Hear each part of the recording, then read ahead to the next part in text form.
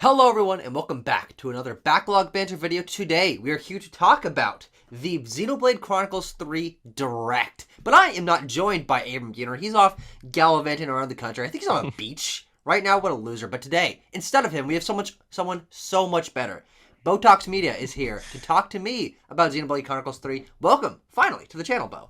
Yeah, it's awesome to finally be. You were on my channel a few months ago for Yes, it Pokemon, or I was. guess earlier this month. Why are we sliding Abram? Come on, man. He ain't that Yeah, bad. it's a bit. We like to poke fun at each Yeah, other, but I know. he also likes to poke fun at Xenoblade because while he's a big Nintendo fan, Xenoblade is his big hole in his interest mostly. He's tried the games but has never been able to get into them.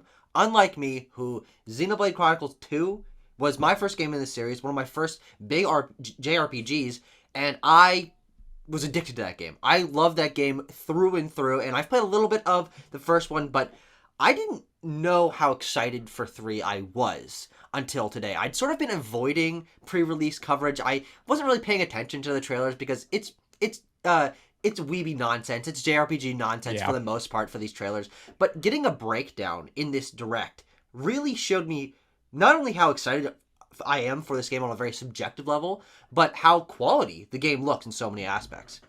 yeah. What you said. I was the same way. Xenoblade 2, love that Yeah. game. God, I haven't actually finished Xenoblade 1 yet. neither I'm have more I. than halfway through. I'm still trying. I will do it before Xenoblade 3 comes out. And then, like you, I haven't really been watching the pre-release trailers other than what was in the first Nintendo Direct that was Yeah, revealed. And so, exactly. um, seeing all this stuff kind of laid out, all this information, I don't know how much of this was actually new Neither do I. information I in have terms of no like the idea. gameplay stuff. I don't think most of it was new, to be honest. Mhm. But having it all laid out, seeing the combat, seeing the chain attack, seeing the fusion stuff, Yep. yeah, this game looks amazing, man. It really does, and I think what sticks out to me is just remembering what This this film, direct. God, too many I'm movies. in movie mode. I reviewed 2 movies last night. What Okay. this direct sort of awoke in me was that I loved Xenoblade Chronicles 2 so much for its world and its characters. I'm just watching this direct like made me remember how much I loved learning about the characters and their relationships and watching them grow over the course of the story. And I can already feel myself watching these cutscenes in this trailer, in this direct, getting attached to the No, characters. dude, Like, I absolutely. cannot wait to learn about these Yeah. guys. So I don't know. I'm not gonna say anything negative about Xenoblade 1 because I know people That's okay. will It's kill okay. me. But my issue with that game is I'm not attached to the characters like I was in Xenoblade 2. Yeah. I can already tell I'm gonna like these characters. There's a scene where they're like in a desert or something, and Hmm. Mio, the Nia looking girl, the cat girl Yeah. looking character, is like super thirsty and like she starts running to the hot spring or whatever. I can just tell this is gonna be like band of brothers, like it's gonna be super hype, just like forming bonds. It's gonna be great. Exactly. All Yeah, the and characters, it's gonna be great. and the scenario that they're put in, from what we know, I think people were talking about this last night or yesterday before this direct. They're like, oh, I hope this doesn't get too spoilery, this direct. Like, Xenoblade is notorious, apparently, for showing way too much pre-release. But I thought that this Yes. was the perfect amount in terms of establishing the world and these characters and why we should be invested in them. They're from 2 warring clans. I don't know the names of the clans. Frankly I can't remember most of the names of the characters. Like Yeah. it's all stuff that I Yeah. will get used to when I play the game. But learning about the fact that we've got 6 characters in our main party, they're initially from opposing clans and they have to work together on some sort of mission and then all get exiled from their home nations, and now that's the adventure, like them getting to know each other and saving the world probably somehow. Like that's a really interesting scenario to start our main cast with, like being against each other and then getting to know each other across the course of the game. I Yeah. can't wait to see that unfold. Yeah, Monolith Soft does a great job of just like building its world. And Hmm. normally, I don't know if it was just me not paying that much attention during the Xenoblade 2 directs, Sure. which I'm not going to say what they spoiled, but they did spoil something pretty major. It was in the first chapter, but still like a Yeah. major thing in the first chapter of that game that they should not have shown. Um, Having this direct layout, all like the world and how everything works, like with the terms and how everybody's like on a Yeah. clock and stuff. Yes. Um, That's so interesting. I can't wait I to didn't learn know about about that. that. That's super interesting. That's the kind of stuff that Monolith Soft does fantastic with. Yeah. So yeah, Monolith Soft's world building is awesome, and then yeah, these characters, like you said, just look. I can't wait to get to know them more. Yeah, it seems like just like such a diverse cast in terms of all sorts of different personalities and stuff, and it's a big core cast, and it's unlike, it seems like Xenoblade 2, where we started off with with Rex and Pyra, and then, you grab Nia, you grab Tora and Poppy, you build your cast over the course of the game. It seems like we're starting with our full cast of 6 characters, or at least, maybe you start off with 1 and, like, then the 3 on your side, and then you meet, or whatever. That's what I think, because they showed some stuff that it could be flashbacks, but they showed Noah, the main character, as like a young boy, like in training. Sure. And I think Mio was there. So the first entire chapter could be like them young training, and then eventually you'll gather more. But I think by the 3rd chapter, you'll have everybody. Yeah, whereas but really early on. Like, you didn't get Zeke until like what, chapter 6? It was very late. It was late. So yeah, like I think we'll have everybody, or at least everybody that we've seen. So I guess we should start talking about gameplay. So in this game, you have 6 party members active at all times, which is going to be crazy hectic. It's the meme of Xenoblade UI. Yes. I don't know. Do you think they're going to have more characters that you'll swap out? Because it looks like there's guest members. They introduced like a bunch of guest characters. The heroes. But the heroes. Yeah. But I don't know. It'd be weird for it to be a Xenoblade JRPG without like more characters that you get, but also it'd be overwhelming if there's more than that, I feel like. Yeah. Well, what's interesting is thinking back to my experience with Xenoblade 2. And what is in that game, the core cast of drivers and blades is like 8 characters. What is it? How many drivers? I guess there's 5. There's 5 drivers, and they each have a core blade, and and Pyra and Mithra. So it's a little bit bigger of a cast, but then you have a lot of blades to mess around with. And I think what they're shifting the focus towards here is giving us our core cast of 6 characters at the beginning, and then having the playable cast grow over the course of the game as you're introduced to the heroes. And I think what the only element of that I'm a little bit worried about, not necessarily worried about, but hoping for, is that I hope that these hero characters that are your rotating 7th party member have full stories, that they're interesting characters, that they play into the world in interesting ways. And I'm sure that'll be the case, but I hope that they're not just like, there were certainly some blades that didn't really have a story and they were just kind of like funny designs and that's it. But the best part about exploring the world and cast of Xenoblade 2 was that there were so many characters to connect to, and I was invested in all of them. And I hope that I get to know not only our 6 party members, but the 7th slot of hero characters, and just like, oh, I love their story. I'm gonna play with them for like the next 5 hours, so I really get to know them. I hope that the heroes are all interesting characters. Yeah, I mean, it's gonna be a struggle to balance that. I'm assuming it'll be like Blades, where like you have like the blade missions for the heroes. Exactly. But I mean, just from what they were showing with like the cutscenes of the heroes, like it looks like they're putting a lot of effort into it. Exactly. So, yeah. Hopefully they're integrated into the core plot more than Blades were. Yeah. But even if it is just like a hero mission type of system they have going on, again, I think that's fine. What do you want to talk about next? Well, I do think that the one thing I wanted to mention, you talked about that cutscene with Mio like stumbling towards the water, and we're talking about the heroes and their cutscenes and stuff.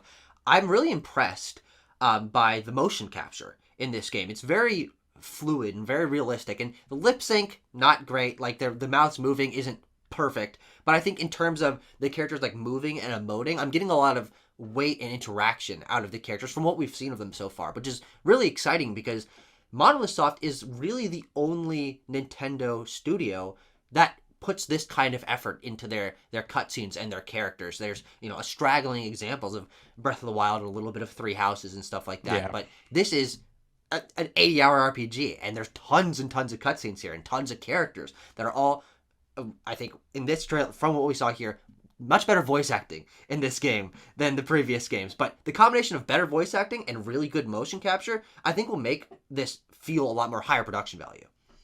Yeah, I agree. I mean, obviously, I love Xenoblade 2, and like, I'm not gonna slide it, but like, sometimes it's a little awkward. Like you said, the voice acting isn't great for. I think some characters. I don't get like the Rex hate personally. No, I don't think he's that bad. Right, but like certain other characters, like I get it. And then with obviously the cutscenes in that game are amazing, but there are times where the interactions just feel a little like unnatural. Yeah, sure. Everything they showed in this trailer of like sitting around the campfire and swapping war stories and all that, like it all just feels very organic. Exactly. It just looks very flushed out. So yeah, and it'll be interesting to see if we do end up getting moments like I remember there was a moment where I think Rex ended up like sort of creeping on Mithra or something like that. And of course, Tora is the way that Tora is in that game. Like there's like these really over the top anime moments of oops, haha, I didn't mean to be like horny in this moment. I wonder if we're going to be getting those with these characters, because what we've gotten so far seems very grounded. Like these are largely pretty serious characters. They are soldiers. They're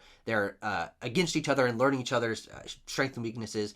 I wonder if it's going to lean into anime tropes in the way that 2 did, that certainly turned some people away. I know that's a big knock that some people have who aren't Xenoblade fans against 2, and maybe elements of 1 that it's like super weeby and like cringy in some segments, but I don't get that tone here yet. Yeah, I don't think that's the vibe. This feels more like Xenoblade 1 in terms of its like tone. Sure. I do think there'll be some like Yeah. I'm already looking at those Nopon and I'm like, okay, they're gonna be the goofy characters. Mm-hmm. And then maybe I forget the other girl's name, she looks like a little girl. I don't know what her name is. I feel like maybe she could be like a little comedy character, Yeah. but definitely more toned back than Xenoblade 2, which I was fine with it in Xenoblade 2. No, I liked it. It was certainly cringe. I ain't gonna lie, but Yeah. I still enjoyed it. We were talking about the motion capture and the voice acting being improved. I want to talk about just the graphics. Yeah. And then going into like the world. Sure. So I didn't realize this until this direct. Obviously, so the thing here is I think it's Araya and yeah, the Kingdom of Araya. Arcanis are one like of them. Combined. It's worlds from Xenoblade 1 and Xenoblade 2 are like connected or whatever. Yes. In this game. It looks like it's just fully open world. So before you had all these different sections, you had like the knees and all that, and then the different titans. Yep. You can see different biomes like connected. So it feels like I think they actually made like a fully open world game. Yeah. Which is a big step for them, I feel like. Yeah, it'll be interesting to see. I wonder, because here's the thing. One of my favorite elements about Xenoblade Chronicles 2 is how distinct the titans were. And just conceptually, the idea of these environments being on the back of gigantic creatures walking in the cloud sea. I'm getting chills thinking about what an awesome idea. What a fantastic idea. But losing that isn't the end of the world. I think that was part of the big charm that I liked in Xenoblade 2.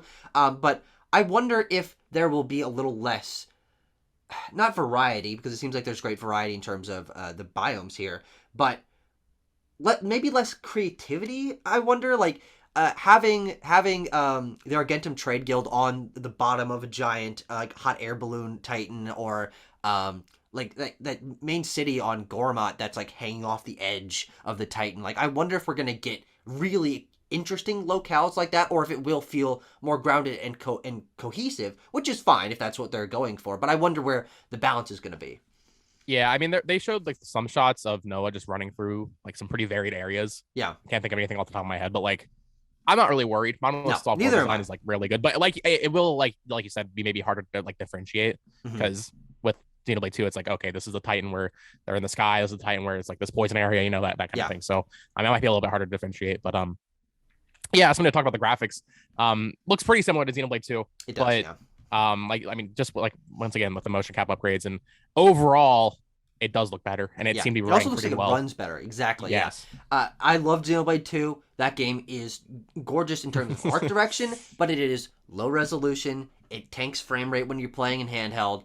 I do think that Monolith Soft are the masters of Nintendo Switch hardware. I think that they're getting power out of the system that basically we've only seen with like Breath of the Wild and maybe like Dragon Quest 11. But I do think that the game looks like they understand the hardware better. I think it seems a little bit smoother, and it'll be interesting to see in motion if having a huge interconnected open world and all these characters on screen does end up tanking it, or if they've smoothed that out over the last... Like, they've had 5 years of development on this. Or I guess, if you want to count Torna and stuff, but like, they've been working on this game for a while. 4. Yeah. Yeah. Yeah, I think, I mean, I don't know. It's hard to say. I'll never forget the first time I played Xenoblade 2 in handheld mode. Yeah. I played a lot of that game in handheld mode. No, me too. I actually did too. In my classroom. I remember playing in my like calculus class, just like in the back, doing like little missions with the one thing you're like, what does that say? You can't even read it. Yeah, exactly. Like 360p. One other interesting thing that they quickly mentioned in this, that I think is a big upgrade in terms of quality of life from 2, is there's like a mission path thing which puts a little red line on the ground so you can follow it to your objective. And one of the biggest problems with Xenoblade 2 is that if you wanted to know where you were headed for your next quest, it would put a marker out in the environment, say like 400 meters away, and you would just have to find your way to it, and you would jar your way around cliffs and try to jump and try to find a way. How the hell am I going to get over there? But that's such a great improvement to be able to follow to your mission. I don't know why they got rid of that. So that was in Xenoblade Chronicles X. Okay. And then interesting. And then it wasn't in 2. And then Definitive Edition, it doesn't have it quite like that, but on the map there's straight up a line that you can just follow. And then this time, it's going back to what X had, where you can just see it on the ground in the path. So great change. Yeah. I remember having a lot of trouble with that in Xenoblade 2 sometimes. Because like there was like this cliff and I was like, oh my god, how do I get up here? So yeah, exactly. And that's just for ease of access. That's a really really big thing. Um, you want to talk about the classes now? There's like a Yeah. lot of classes. I wasn't expecting this. Well, it seems like the focus of this game's combat is not reinventing the wheel, because it seems largely the same as Xenoblade Chronicles 2's combat. Yeah. With and I go, of course, by extent also one with like topple and stagger and like lift him up in the air and slam him down on the ground and stuff like that, and comboing arts in different ways. But the flexibility in the classes I was not expecting at all. And then of course we'll also talk about the Ouroboros as well. But the classes thing seems to add a lot of flexibility. Like no character has to be any one particular thing. Yeah, I wasn't expecting that because like they show like towards the beginning of the direct, they show like each character in their class, but then later on they're like, you can actually change Noah to be a tactician if you want, or the ogre class, which is hilarious. So just having that yeah, like you said, flexibility is not something I was expecting. And then also they have the master arts where you can, I guess, level it up enough and then use an art from a different class on a different class. Yeah. So I can just already imagine, you're gonna have 6 characters you're balancing. It's gonna be menu hell. So if you don't like that, that might suck. Yeah. But if you do like that kind of stuff, this is gonna be awesome. And I love that kind of stuff. So yeah, having all these different classes, I see, we'll have to see how they actually play out. But yeah, I think that looks really promising. Yeah, and I also like that it's integrated into the story. Somehow, some weeby bullshit way, anime bullshit of, hey, Noah's like using his Google Glass to see icons above their head, and he switches. It's like, what the hell is happening? Yeah, but dude. it doesn't matter though. Well, he has like some weird eye shit going on. Yeah, I think they all do though, because like they're all switching. Yeah, well, they show when we'll talk about it, like the villain group. He has like an infinity symbol in his eye. Yeah, no idea. I don't know what's going on with that. the story stuff makes no sense to me so far, and that's okay. I'm excited to learn about it when it goes in, but like I like that it's contextualized within the world in some ridiculous way, but also I like that the characters are like recognizing it and they're like, oh, I have a different power now. Oh, this is really interesting. I'm doing what you were doing, and like wearing an outfit that looks like the outfit you were wearing. So like I also like that it changes them visually, so you can have your entire team like be wearing the Noah's red or whatever different color palette. So yeah, that's a nice flexibility. That's a great thing they're bringing back, because in Xenoblade 1, you could do that completely. You had different armor and you could change how you look while keeping other stats, and it was great. And then Xenoblade 2 completely got rid of that, I think, until the DLC came out. There's a little bit of costume switching, obviously, as spoilers, but Rex gets like a blue and white suit, but like you can change a few things. And also Xenoblade there's 1 the was fucking completely... the DLC. DLC. Oh yeah, of course. Yeah, it was mostly in the DLC they explored that. Whereas, and another thing though, even in cutscenes, I think it would switch back, wouldn't it? To like, no idea. I never experienced either way. That. Basically, Xenoblade 1 did it way better. So I'm glad to see that probably coming back in Xenoblade 3, because I remember a lot of people being upset about that. Fusion Ouroboros. The Ouroboros. This is crazy. The Ouroboros. No idea. So I think they had shown this in one of the trailers, but possibly. I didn't really know like the extent of it. So the way they set it up, it's like sets of characters can do it with each other. Yeah, specific sets of characters. Yeah, but then I can already, dude, at the end of the game, all 6 of them are gonna fuse. God, of course they are. No, they are. Yeah, this looks sick. I do wonder though. You're already juggling 6 characters at once. Yeah, I feel like it might be a little bit much at times. Yeah. So I mean, we'll have to see how it plays out. But what do you think of those fusions? It's certainly possible. I think that this is the gameplay mechanic that this game is adding. Like, of course, we talked about class switching, but that's kind of like a superfluous thing to sort of add variety and flexibility to your team. But the idea of having this story concept of pair bonds that form into the Ouroboros, and like I kind of like the story thing they were hinting at of only one character can be in control at a time. So like even within like the body of the Ouroboros, there's like some bickering, and that affects the characters' relationships and stuff. It'll be really interesting to see how that plays into the larger narrative. With like the fact that they only have 10 years of their life, or if maybe they don't actually, maybe that's just like a social thing. Like there's a lot of questions here, and I think the Ouroboros seems really cool. It seems like it's interesting for the story and for the characters, but you're right, the only drawback might be it adds another wrinkle to the combat in combat that probably doesn't need any more wrinkles. But but also I got used to the Xenoblade Chronicles 2 combat pretty easily. All things considered, very long tutorial for that game. Lots of things to learn. But eventually, I'm 30 hours in. I'm like, no, I feel really at home in this combat, and I assume it's going to be the same here for Xenoblade fans. But I can see this being very cool conceptually, but maybe for newcomer players, like, oh, okay, I got 6 party members to handle, and then 2 of the pairs they can turn into robot characters, but then only one can be at control at the same time. But then you can switch between. No, exactly. That's another big thing they're changing. So obviously there's 6 characters now. You can switch characters mid battle. They've never been able to do that. And then Which is also really they cool. showed that when you're fused, the 2 characters, you can switch who is like the leader of that fusion mid Which battle. basically just makes them a powered You up basically have version like of their 9 characters. Exactly. Oh God. Well, no. You have 12 because there's 3 Ouroboros pairs, but then each of them has their own forms. Can you fuse? Can you have multiple fusions going on at once? I have no idea. Oh, sorry. I Yes, think it might be at one once, fusion per battle. I think. Yeah, like a Mega Stone or something like that. Yeah, probably, yeah. It's like a mega. Yeah. But yeah, the fusion looks sick. I mean, I do wonder, with all these heroes, I feel like they have to do more. They're gonna do more with it. Monolith Soft goes off with this stuff, so I think you'll be able to fuse with heroes or have different heroes. Like it's gonna be. These games are huge, Yes. So they're gonna have a lot. Yeah, and exactly, and the fact that it's huge means that I'm excited for it to be huge means that I'm not really worried about getting used to it or them not fleshing it out fully or them having time to flesh it out fully because they have 60 hours worth of campaign for 40 hours in to be like, hey, you can now fuse with heroes. And you've played 40 hours of the game, so at that point, it's not like, oh shit, really? Like, this is going to be too much to handle. It's like, oh, finally, something really new and interesting to expand the combat.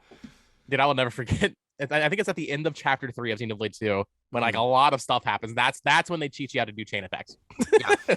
I love that combat. I got like you, I got like super acquainted with it really quickly, but like holy shit, that's so funny. Yeah. 30-hour tutorial. And so the last thing I kind of want to talk about is this game as a sequel to both the original games, which were loosely tied together. If you played the end of Xenoblade 2 and you knew what was happening in Xenoblade 1, which I didn't at the time, and I'm like, what the fuck is this? Shulk is like an old man. You see Shulk in like a vision, you're just like, yeah, whoa. And like that's weird. But they are taking it a little more direct here in terms of. It seems like Mio is related to Nia. It seems like Noah is probably related to Rex or Shulk. Like it's hard to tell. But in terms of the Kingdom of Oriah being a thing that we were familiar with from 2, and the sort of the Mechonis or the Bionis, I don't know which one it is. It's Mechonis. Like they are taking it in a more direct sequel direction. So it'll be interesting to see if this is a Xenoblade game for Xenoblade fans, or if it also acts as a way to pull in new players in terms of it being the new big game on Switch. And largely seeming like, it's probably 200 years in the future or whatever, because that's what they do with these games. If it matters, if you've played the original one, or if you can just still appreciate the game on its own merits without knowing the lore and be like, oh shit, that's Oriah out in the distance. Yeah, I mean, I think you'll be able to appreciate it for sure, but from what we've seen, they're definitely leaning into, like you said, the more sequel aspect, just from the fact that is clearly Melia and Nia. Yeah. The Masks one. So we already have characters from past games just right there. Well, and of course, if you've played those games, they can't die. They are not like, they're not living characters, so that's why they're still around. But it'll be interesting to see how all that plays into the narrative. I can't really predict if this is going to be too sequely for newcomers or not. It won't be until the last chapter. Sure, well, that's what happened with 2. By the end of it, we're gonna get the revelation that like Noah is actually Shulk, just straight up somehow, or something ridiculous. All the characters are gonna be like past characters or something.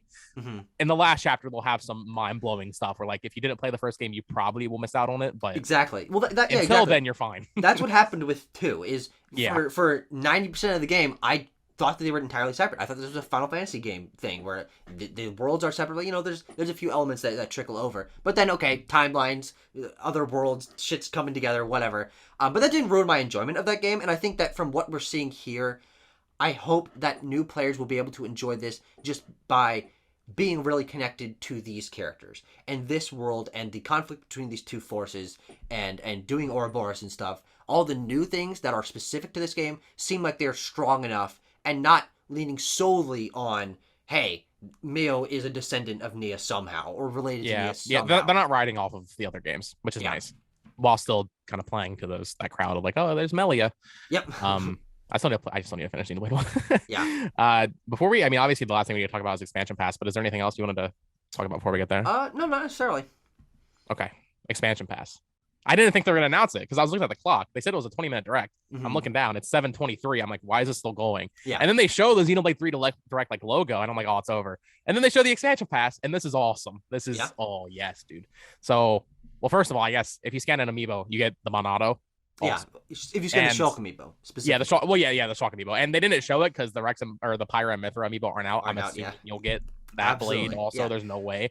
I was waiting for them to be like, and when they come out, yeah, you can use the Pyra and Mithra amiibo. I was hoping they were gonna announce some new Xenoblade 3 amiibo, but that would be nice. I'm still like a little upset to this day that we didn't get like at least core cast amiibo for Xenoblade 2 because I would have bought them all. They would have sold. I don't know why Nintendo makes this. Give me a Dromart, give me a Bridget, give me a Poppy. Yeah, dude. I just want them all. Give me a Turters amiibo.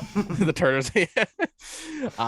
But yeah, the expansion pass. So I didn't know if I didn't really think they were gonna do this, to be honest, because or at least not at this price. So it's $30. And it seems to be offering exactly what the Xenoblade 2 expansion pass did, where throughout 2022 and early 2023, you'll get new challenge battle stuff, you'll get new outfits, you'll get new quests, new hero characters, And then it says releasing by December 31st, 2023, a brand new story scenario. Yeah. That is going to be Torna scale. Yes. I promise you. That will probably get its own standalone release. And that is awesome because, once again, $30 is insane for that. It definitely is, but knowing their track record, I think it'll be worth it. And knowing what happened with 2 is that they just worked on it so much, like, shit, this is its own game, basically. Right. Like, I assume that'll happen again, so $30 doesn't worry me. But also, and just full disclosure, I probably won't be getting this. I bought the Xenoblade 2 DLC. I didn't play Torna. I never checked in for any of the other missions and stuff. I know I'm a fake Xenoblade fan. But it does seem great for what Xenoblade fans want, which is more Xenoblade, more costumes, more characters, more missions, and then more story. So I think I'm glad that they announced this now, because it just means like expectations are set of like, yes, it's DLC, but it's not the kind of DLC we're used to with other games where it's like, oh man, this should have been in there from launch. No, it's a costume and an extra mission, and then more stuff. And then a year from now, we're just getting another game. Yes, basically. Yeah. God, so, soft. Because Torna is like a 25-30 hour game, so if they can do that again, it even has like new mechanics. The gameplay's different. Like so, they just made a new game. So if we're getting that again next year, that's gonna be awesome. I mean, I cannot wait. Once again, I don't know if you saw this when this direct was announced, everybody was pissed because it was like, where is Xenoblade Direct? Yep. I can't wait for another Xenoblade game to be announced next year. Yeah, that's what's gonna happen. Absolutely. That's gonna be really funny. But this might be my most anticipated game outside of Scarlet and Violet. I think on a level of I love Pokemon versus I love Xenoblade. I love Pokemon more than I love Xenoblade. But also watching this direct, I think was perfect for me. It really felt all encompassing in terms of here are the characters, here are their names, here's the conflict, here's the world, here's a little bit of the battle mechanics, new things that are added from better than the second one, and without spoilers. but without really delving into spoilers. Like I feel like I got a nice expectations for understanding the world and getting introduced to the characters, but not like overwhelmed by this. And it also, as I said at the beginning, got me like emotionally invested. I'm like, yeah, I want to learn about these characters, and I know how good Monolith Soft is at creating world and characters. And man, I have like my entire month of August is just gone to this game. Oh, absolutely, dude. It's the way Nintendo releases games is weird because like Live Alive comes out the week before, and then Xenoblade 3 comes out. I'm just like, no, I can't do this. And then like a month after that, we got Splatoon. So holy shit. Yeah, I would say this is definitely my most anticipated game right now. But then like the moment Xenoblade 3 drops and I beat it, Pokemon all the way. Yep. But I mean, for me, I'm just gonna make the prediction. This will probably be my game of the year.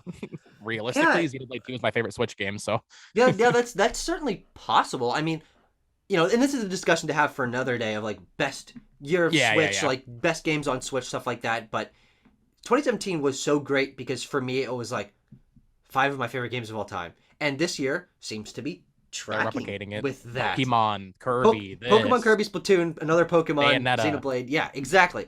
And I can't wait to see it by the end of the year. Which ones stick with me? Which ones blew away my expectations?